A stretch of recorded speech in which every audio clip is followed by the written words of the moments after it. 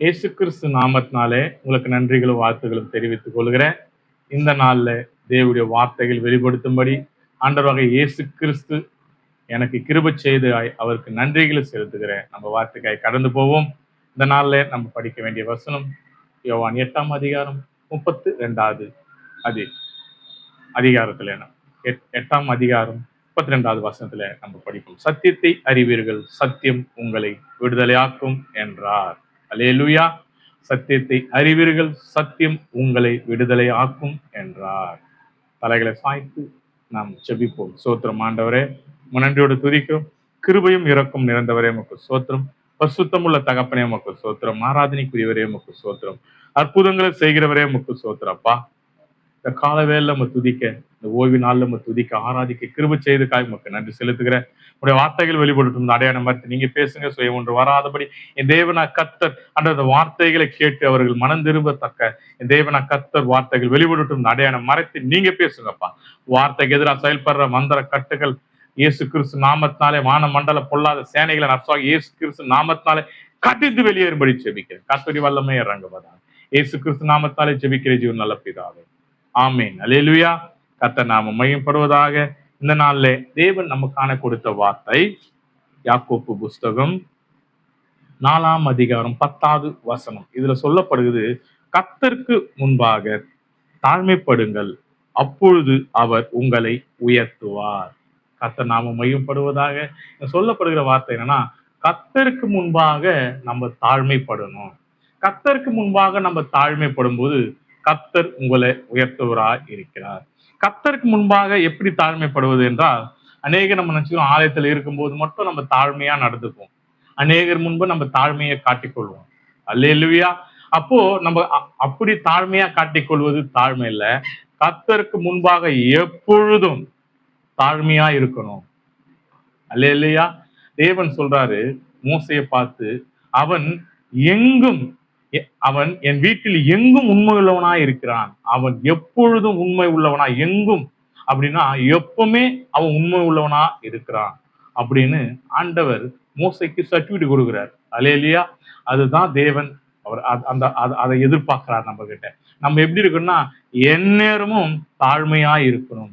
நம்ம சிலரை பார்க்கும் போது முன்னாடி ஒரு மாதிரி பேசுவோம், பின்னாடி ஒரு மாதிரி பேசுவோம். இது தாழ்மை அல்ல. தாழ்மை என்பது எப்போதும் ஒரே மாதிரி இருக்கணும். ஆண்டவராகிய இயேசு கிறிஸ்து அதை எதிர்பார்க்கிறார். அவரிடத்துல நீங்கள் எப்போதும் தாழ்மையாய், நமக்குள்ள தாழ்மை மனப்பாடம் இருக்கும்போது, தேவனுக்கு பயப்படுற பயம் இருக்கும்போது, மற்றவர்களை நாம குற்றம் சொல்லி பேச மாட்டோம். மற்றவர்களை நாம் இழிவாக நினைக்க மாட்டோம். மற்றவர்களை நம்ம தவறான எண்ணத்துல நினைக்க மாட்டோம். ஏன்னா நமக்குள் தேவனுக்கு பயப்படுற பயம் இருப்பதினால. அப்படி இல்லை என்றால் நாம் தேவனுக்கு பயப்படுற பயம் இல்லை, நம்முடைய உயர்வை நாம காண முடியாது. அல்லேலூயா.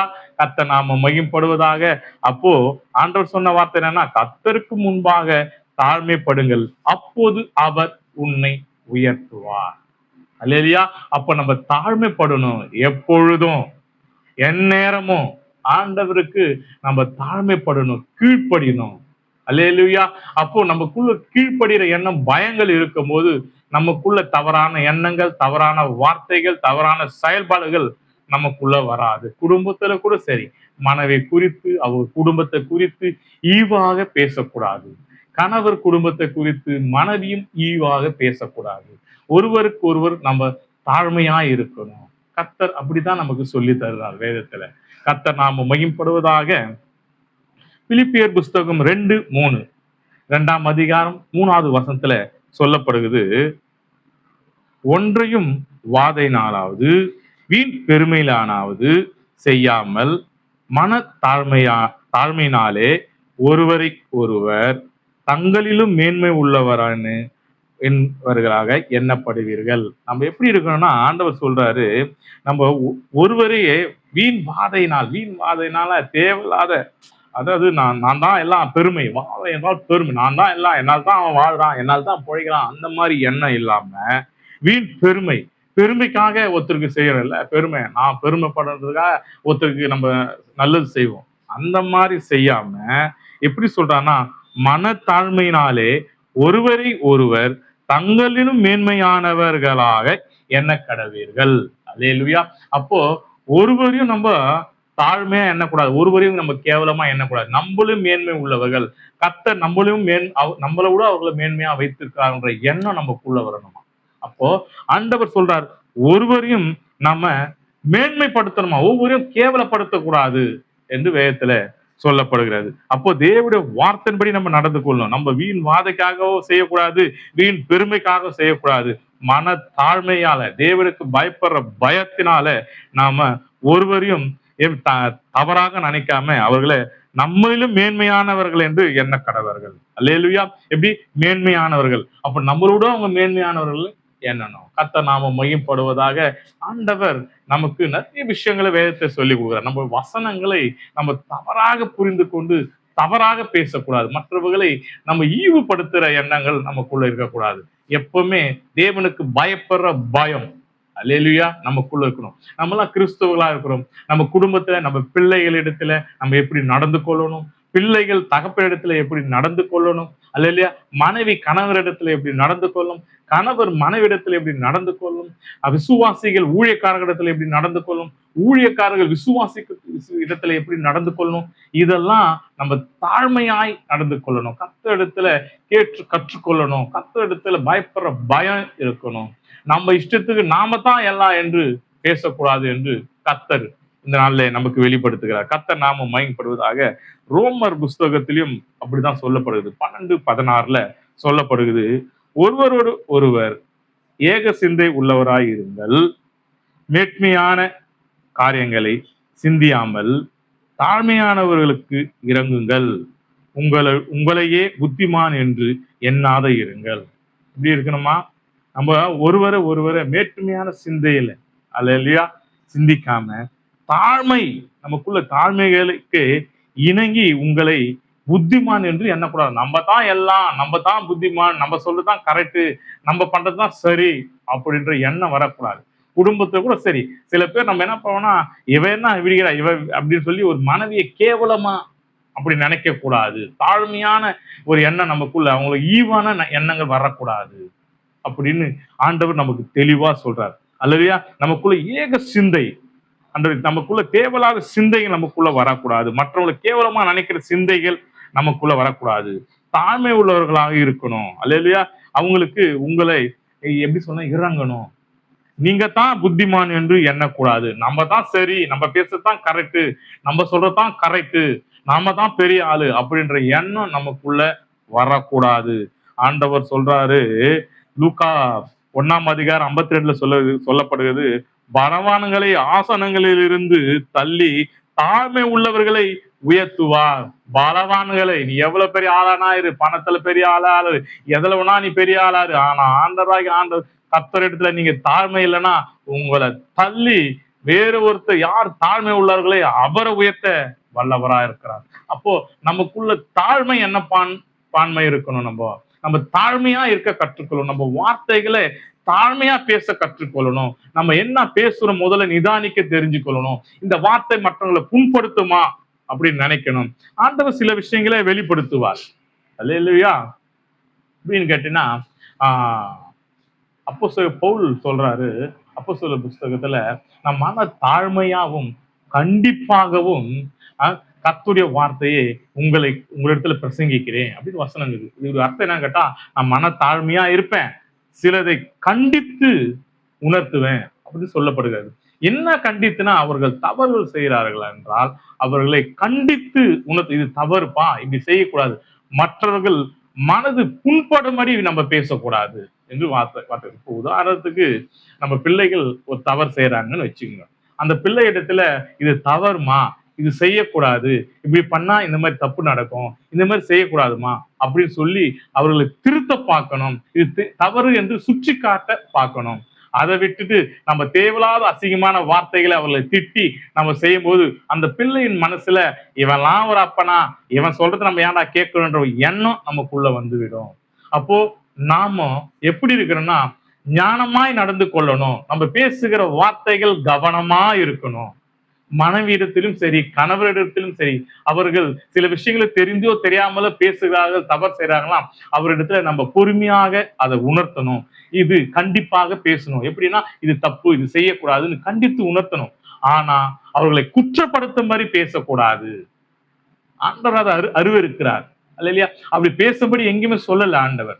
ஒரு வார்த்தை எப்படி இருக்கணுமா, வல்லமையாவும் அக்கினி சோலையாவும் அல்லையா கண்மலை பிளக்கிற வார்த்தையா இருக்கும். அந்த வார்த்தை எப்படி இருக்கணும்னா நம்ம இருதயத்தை சரி செய்யற வார்த்தையா இருக்கணும். நம்ம இருதயத்தை கலங்கப்படுத்துற வார்த்தையா இருக்கக்கூடாது. நம்ம இருதயத்தை கஷ்டப்படுத்துற வார்த்தையா இருக்கக்கூடாது. நம்ம இருதயத்தை சரி செய்யற வார்த்தையா இருக்கணும். அவங்க பேசும்போது என் பாரம் கம்மியாச்சுப்பா, என் பிரச்சனைகள் மாறிச்சுப்பா, நான் கஷ்டப்பட்டிருந்தேன், நான் ஒரு தவறு செய்திருந்தேன், ஆனா அவர் பேசும்போது அந்த தவறுகள் செய்யக்கூடாதுன்ற எண்ணம் எனக்குள்ள வந்தது என்று நம்முடைய வார்த்தைகள் அப்படி இருக்கணும். நான் தவறு செஞ்சேன், அவன் பேசுறத பார்த்து இவன் என்னடா சொல்றது, நம்ம செய்து செய்யலாம்னு சொல்ற அளவுக்கு இருக்குது, இவெல்லாம் பேசுற பேச்செல்லாம் சரியா அப்படின்னு பேசுற அளவுக்கு நம்ம இருக்கக்கூடாது.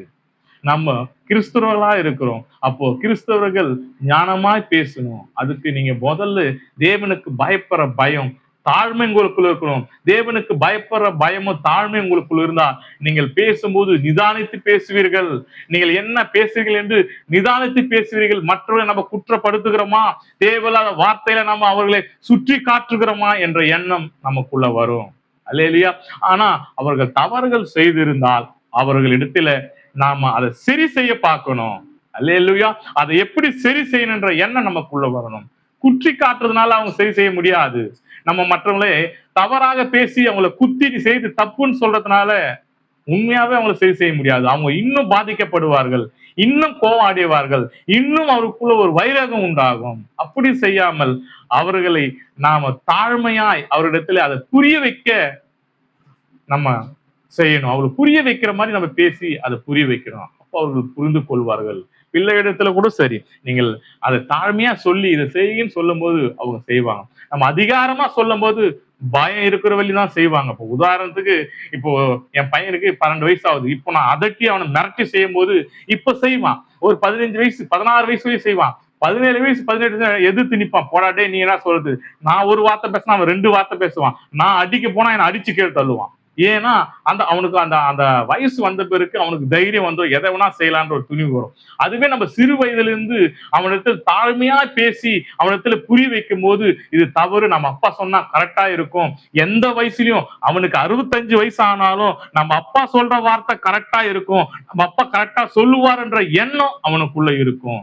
அதுக்கு நமக்குள்ள தாழ்மை இருக்கணும். அல்லேலூயா. நம்ம பேசுகிற வார்த்தைகளை பொறுமை இருக்கணும். நம்ம பேசுகிற வார்த்தையில சரியா இருக்கான்னு நம்ம பார்க்கணும்.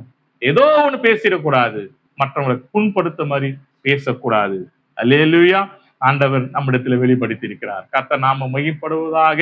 நீங்கள் யாராவது இடத்துல புண்படும் மாதிரி பேசிங்கன்னா தயவு செய்து அதை இனிமே பேசாதபடி நீங்க காத்துக்கொள்ளுங்க. கர்த்தர் உங்களை ஆஸ்வதிப்பார். கர்த்தரிடத்துல நீங்க மன்னிப்பு கேளுங்க. தேவனிடத்துல நீங்க மன்றாடுங்க. ஆண்டவரே தெரிஞ்சோ தெரியாம பேசியிருந்தா என்னை மன்னிங்க ஆண்டவரே, இனிமே இந்த மாதிரி நான் பேசாம நான் காத்துக் கொள்ளுகிறேன்ப்பா, வார்த்தைப்படி நான் நடந்து கொள்ளுகிறேன் என்று ஆண்டவரிடத்துல நீங்க மன்றாடும்படி உங்களிடத்துல நான் தெரிவித்துக் கொள்கிறேன். கர்த்தர் நாம மையப்படுவதாக. இத நீதிமொழிகள் புஸ்தகத்துல 29ஆம் அதிகாரம் 23வது வசனத்தை சொல்லப்படுது.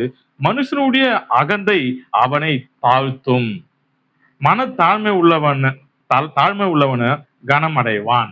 ஒரு மனுஷன் அழிந்து போகிற காரணம் மனுஷனுடைய அகந்தை, அவனுக்குள்ள இருக்கிற இருமாப்பு தேவையில்லாத வார்த்தையினாலதான் அவன் அழிந்து போகிறான். வேதம் தெளிவாக சொல்லுகிறது. அவன் உயர்வு காரணம் என்னன்னு கேட்டீங்கன்னா அவனுடைய தாழ்மை, மற்றவங்களை மதிக்கிற அந்த எண்ணம் இருக்கிறதுனால தான் அவன் உயர்வை காண்கிறான் என்று வேதத்துல சொல்லப்படுகிறது. அப்போ நமக்குள்ள இருக்கிற அகந்தையை நம்ம எடுத்து போடணும், நமக்குள்ள இருக்கிற தாழ்மையை வெளிப்படுத்தணும். ஆண்டவர் அதை எதிர்பார்க்கிறார். கர்த்தர் நாம மகிமைப்படுவதாக. அல்லேலூயா. அப்ப நம்ம தாழ்மை உள்ளவர்களா இருக்கணும். எல்லார் இடத்திலும் தாழ்மை உள்ளவங்க. யாருமே நம்மள ஈவான எண்ணங்கள் நமக்குள்ள வரவே கூடாது. ஒருத்தரை பார்த்து நமக்குள்ள ஈவான எண்ணங்கள், அவரை பத்தி நமக்கு தப்பான எண்ணங்கள் வரவே கூடாது. அதுவும் ஊழியக்காரனா தான் சுற்றிலுமா வரக்கூடாது. நம்ம தேவனுடைய பிள்ளையா இருக்கிறோம், மற்றவர்களுக்கு நாம் போதிக்கிறவங்களா இருக்கிறோம், மற்றவர்கள் நமக்கு போதிக்கிற அளவுக்கு நம்ம வைத்துக் கொள்ளக்கூடாது. நமக்குள்ள தாழ்மை இருக்கணும். கர்த்தர் நாம மகிமைப்படுவதாக. நம்ம பேசுகிற ஒவ்வொரு வார்த்தையும் ஞானமாய் பேச கடவுது. கர்த்தர் நாமம் மகிமைப்படுவதாக. அதே நீதிமொழிகள் புஸ்தகத்துல 22:4 வசனம் சொல்லப்படுகிறது. தாழ்மைக்கு தாழ்மைக்கும் கர்த்தருக்கு பயப்படுகிறதற்கும் வரும் பலன். அல்லேலூயா. கர்த்தர் நாம மகிமைப்படும் இந்த வசனம் தெளிவா சொல்லுது. தாழ்மைக்கும் கர்த்தருக்கு பயப்படுகிற பயத்துக்கு வரும் பலனும் ஐஸ்வர்யமும் மகிமையும் ஜீவனும். நீங்க தாழ்மை உள்ளவர்களா இருந்து தேவனுக்கு பயப்படுற பயத்துல நடக்கும் போது உங்களுக்கு ஐஸ்வர்யமும் அல்லேலூயா மகிமையும் ஜீவனும், அல்லேலூயா ஜீவன் நாட்களும் உங்களுக்கு பெருகுமா, ஐஸ்வர்யமும் வருமா, மகிமையும் உங்களுக்கு உண்டாகும். அல்லேலூயா. நீங்களா ஒரு மகிமை உண்டு பண்ணிக்கிறது வேற, கர்த்தர் உங்களை மகிமையா வைக்கிறது வேற. அல்லேலூயா. நீங்க உண்டு பண்ணிக்கிற மகிமை சில பேருக்கு தெரியும், கர்த்தர் உண்டு பண்ற மகிமை உலகத்துக்கே தெரியப்படுத்துவா. அல்லேலூயா. அப்போ நாம தெரிஞ்சு கொள்வது என்னவென்றால், நாம தாழ்மை உள்ளவர்களா இருக்கணும். நீங்க பணத்தை தேடி ஓடாதீங்க, மகிமை தேடி ஓடாதீங்க, பெருமை தேடி ஓடாதீங்க, அல்லது ஜீவனை நான் காத்துக்கொள்ளணும்னு சொல்லி அதை தேடி ஓடாதீங்க. நீங்க என்ன பண்ணணும்னா தாழ்மையும் கர்த்தருக்கு பயப்படுகிற பயமும் இருந்தாலே போதும். அல்லேலூயா. அதோடைய பலன் ஐஸ்வர்யமும் மகிமையும் ஜீவனமா இருக்கிறது. அல்லேலூயா. அப்போ கர்த்தருக்கு பயப்படுற பயம் இருந்தாலே போதும், உனக்குள்ள ஐஸ்வர்யமும் வரும், ஜீவ நாட்களும் பெருகும். அல்லேலூயா. உன்னை எந்த தீங்கும் உன்னை தொடாதபடி ஆண்டவர் காத்துக் கொள்வார். உனக்கு கர்த்தருக்குள்ள பயப்படுற பயம் இருந்தாலும் உனக்குள்ள வாதை நம்ம வேதத்துல நம்ம நிறைய விஷயங்களை படிக்கிறோம். அல்லையா. நிறைய பிரச்சனைகள், போராட்டங்கள், நிறைய பேர் ஊழியக்காரர்களை குறித்து நிறைய நம்ம தெரிஞ்சு கொள்கிறோம். ஆனா தேவனுக்கு பயப்படுற பயத்தின் ஊழியக்காரர்கள் அநேகர் நீங்க பாத்தீங்கன்னா தேவன் அவர்களை மகிமையா வைத்திருப்பார், அவர்களை உயரச் செய்திருப்பார், அவர் நாமத்தை பெருமைப்படுத்தியிருப்பார் நம் தேவன். அல்லேலூயா. அப்போ நமக்குள்ள தாழ்மை உள்ளவர்களா இருக்கணும், கீழ்ப்படிதல் உள்ளவர்களா இருக்கணும். நம்ம யாருக்கிட்ட பேசினாலும் ஞானமா பேசணும். நம்ம பேசுகிற வார்த்தைனால மற்றவர்கள் புண்படாதபடி பார்த்துக் கொள்ளணும். நம்ம பேசும்போது அவர்களுக்கு ஆறுதல் உண்டாகத்தக்க நம்ம பேசணும். அல்லேலூயா. ஒருவர் நொந்து வேதனையா வரும்போது அவரிடத்துல கூப்பிட்டு நீ செய்யத்தான் தப்பு, நீ வேஸ்ட், நீ அப்படி இப்படின்னு சொல்லும் போது அவர் மனசு இன்னும் காயப்படும், இன்னும் வேதனைப்படும், இன்னும் கஷ்டப்படும். ஏன்டா அங்க போன்ற அளவுக்கு மனசு வேதனைப்படும். ஒருத்தர் காயப்பட்டு வரும்போது தேவனுடைய வார்த்தை கொண்டு அவரை தேற்றும். இதுவரையிலே நீ தப்பா இருந்துட்டுப்பா, மன்னிச்சு விடு, ஆண்டவர்கிட்ட நீ மன்னிப்புக்கல, அதெல்லாம் மறந்துடுவார். ஆண்டவர் உன்னை உயர்த்துவார். நீ திருப்பியும் எழும்பு, திருப்பியும் நீ கர்த்தருக்காக ஊழியம் செய், நீ தேவனுக்கு வா, ஆலயத்துக்கு வா. அப்படி பேசும்போது ஆண்டவர் அந்த மனிதனும் தன்னை தேற்றி கொண்டு வருவார். அல்லேலூயா. அவனை குற்றும் போது அவன் மன உடைந்து போகிறான். தேவனிடத்தில் வரும் நினைக்கும் போது நம்ம குற்ற வார்த்தையினால அவன் பின்மாற்றத்துக்கு போறான். இதுக்கெல்லாம் ஆண்டவரிடத்துல நாம தான் பதில் சொல்லணும். நம்ம செய்கிற வார்த்தையினால ஒரு பின்மாற்றத்துக்கு போனா அதுக்கு அவன் காரணம் இல்லை, நாம தான் காரணம் ஆகிறோம். அதுக்கு தேவனுக்கு பதில் சொல்ல வேண்டியதா இருக்கும். கர்த்தர் நாமம் மகிமைப்படுவதாக. உங்களுக்கு ஒரு வசனத்தை நினைவு கொண்டு வர, ஆண்டவர் இங்கே நம்ம கிட்ட ஒன்று எதிர்பார்க்கிறார். எதை எதிர்பார்க்கிறார் என்று உங்களிடத்துல வெளிப்படுத்த ஆண்டவர் சித்தம் செய்திருக்கிறார். மீகா புஸ்தகத்துல 6ஆம் அதிகாரம் 8வது வசனத்துல சொல்லப்படுகிறது, மனுஷனும் நன்மை என்னது என்று அவன் உனக்கு அறிந்திருக்கிறார். அல்லையா. அதாவது மனுஷன் நன்மை என்னது என்று அவர் உனக்கு அறிவித்திருக்கிறார். நியாயம் செய்து இரக்கத்தை சிநேகித்து உன் தேவனாகிய தேவனுக்கு முன்பாக மனத்தாழ்மையாய் நடப்பதே அல்லாமல் வேற எண்ணத்தை கர்த்தர் உன்னிடத்தில் கேட்கிறார். தேவன் நம்ம கிட்ட எதிர்பார்க்கிற ஒரு விஷயம் என்னன்னு கேட்டீங்கன்னா, நீங்க நினைக்கிற மாதிரி எல்லாத்தையும் எனக்கு அதை கொடுங்க, இதை கொடுங்க, காணிக்க கொடுங்க, அதை கொடுங்க, எனக்கு இதை செய்யுங்க, நான் தேவனுக்காக அதை செய்யறேன், இதை செய்யறேன், இதெல்லாம் எதிர்பார்க்கல. ஆண்டவர் சொல்றது என்னன்னு கேட்டீங்கன்னா, ஒரே ஒரு ஆண்டவர் சொல்றாரு, மனுஷன் நன்மையே என்னதென்று அவன் உனக்கு கர்த்தர் நமக்கு நன்மை தீமை என்ன என்று அறிந்திருக்கத்தக்க நமக்கு ஞானத்தை கொடுத்திருக்கிறாராம், அறிய வைத்திருக்கிறாராம். அப்போ நாம நியாயம் செய்து இரக்கத்தை சிநேகித்து, இரக்கம் நம்ம சிநேகிக்கணுமா, மற்றவர்களுக்காக நம்ம ஏதாவது செய்யணும் அப்படின்ற இரக்கம் நமக்குள்ள வரக்கணுமா, அவங்க தாழ்மையில இருக்கிறாங்களே அவங்களை உயர்த்துன்ற எண்ணம் நமக்குள்ள இருக்கணுமா, அவங்க கஷ்டப்படுறாங்களே நம்மளால இது முடியும், இதை செய்யலான்ற எண்ண தாழ்மை நமக்குள்ள இருக்கணும். ஆண்டவர் அதை சொல்றார், உன் தேவனுக்கு முன்பாக மனத்தாழ்மையாய் நடப்பதே அல்லாமல், மனத்தாழ்மையா நடப்பதே அல்லாமல் வேற எண்ணத்தை கர்த்தர் உன்னிடத்தில் கேட்கிறார். அப்போ மனத்தாழ்மைய கர்த்தர் நம்மிடத்துல எதிர்பார்க்கிறார். ஒவ்வொரு மனிதனிடத்திலும் ஒவ்வொரு ஒவ்வொரு சகோதரிடத்திலும் கர்த்தர் மன தாழ்மையை எதிர்பார்க்கிறார். அப்போ தேவன் நம்ம கிட்ட எதிர்பார்க்கிற ஒரே காரியம் மனத்தாழ்மை. மனத்தாழ்மை உங்களுக்குள்ள இருந்து விட்டால் நீங்கள் விசுவாசத்தில் உறுதியா இருப்பீர்கள். மனத்தாழ்மை என்பதற்கு நிறைய அர்த்தங்கள் இருக்குது. நீங்கள் உங்களுக்குள்ள மனத்தாழ்மை, தேவனுக்கு பயப்படுற பயம் உங்களுக்குள்ள வந்துட்டால் விசுவாசத்தில் நீங்கள் உறுதியா இருப்பீர்கள். ஆனா விசுவாசம் கிரிவுள்ள விசுவாசமா இருக்கும். தேவனிடத்தில் ஜபத்தில் நீங்கள் தரித்திருப்பவர்களா இருப்பீங்க. ஏன்னா தேவனுக்கு பயப்படுற பயம் இருக்கு. தேவனை ஆராதிப்பதுல நீங்க முக்கியத்துவமா இருப்பீங்க. ஏன்னா தேவனுக்கு பயப்படுற பயம் உங்களிடத்தில் இருக்கிறது. வேதத்தை படிக்கிறவங்களா இருப்பீங்க. ஏன்னா நீங்க தேவனுக்கு பயப்படுற பயம், கீழ்ப்படிதல் உங்களுக்கிடத்தில் இருக்கிறது. அப்போ தேவனுக்கு பயப்படுற பயம், அல்லேலூயா, உங்களுக்குள்ள தாழ்மை எண்பானம் உங்களுக்குள்ள இருக்கும்போது இதெல்லாம் ஆட்டோமேட்டிக்கா உங்களுக்குள்ள வந்துடும். உங்களுக்குள்ள தேவனுக்கு பயப்படுற பயம், தாழ்மை உங்களுக்குள்ள இருந்துட்டாலே உங்களுக்குள்ள ஜபம் ஆட்டோமேட்டிக்கா வரும். ஏன்னா தேவனுக்கு நம்ம ஜெபிக்கின்ற எண்ணம் வரும். ஏன்னா தாழ்மை இருக்கிறது. அல்லேலூயா. அப்ப வேதத்தை படிக்கின்ற எண்ணமும் நமக்குள்ள வந்துடும். ஆராதிக்கணும், தேவனை துதிக்கணும் எண்ணம் வரும். ஆலயத்துக்கு நம்ம கரெக்டா போகன்ற எண்ணம் வரும். ஏன்னா தேவனுக்கு பயப்படுற பயம் உங்களிடத்துல இருக்கிறதுனால. அல்லேலூயா. அப்ப தேவனுக்கு பயப்படுற பயம் கூடத்துல இருக்கிறதுனால, பயம் ஒன்று இருந்தா போதும், தாழ்மை நமக்கு ஒன்று இருந்தால் ஆட்டோமேட்டிக்கா எல்லாமே நமக்கு வந்து சேரும். அல்லேலூயா. இப்ப நம்ம ஒரு தவறு செய்யணும், ஐயோ ஆண்டவர் இருக்கிறாரு நமக்குள்ள, நம்ம ஆண்டவர் பிள்ளை, இந்த தவறு செய்யக்கூடாதுன்ற எண்ணம் வரும். அல்லையோ நம்ம தவறா பேச நினைக்கும் போது ஐயோ ஆண்டவர் நமக்குள்ள இருக்கிறாரு, இந்த மாதிரி தவறா பேசினா அவங்க நம்மள என்ன நினைப்பாங்க, நம்ம ஆண்டவர் பிள்ளையாச்சே என்ற பயம் நமக்குள்ள இருக்கும். தவறான வார்த்தைகள் வெளியே வராது. அப்போ நம்ம பேசுகிற நாம ஞானமா பேசணும்.